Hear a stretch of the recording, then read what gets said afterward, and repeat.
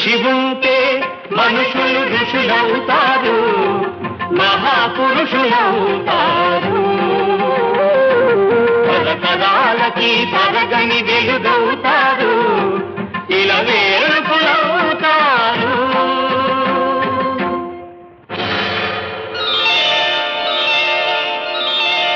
ఏకలవ్యుడంటేనే ఎదురులేని బాణం, తిరుగులేని దీక్షకి అతడే ప్రాణం.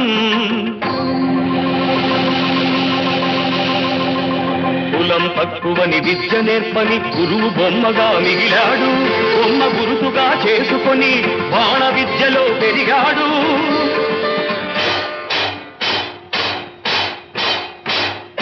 హుటాహుటిని దోనుడప్పుడు తటాలు మన తరలి వచ్చి పక్షపాత బుద్ధితో దక్షిణ ఇమ్మన్నాడు. ఎదుట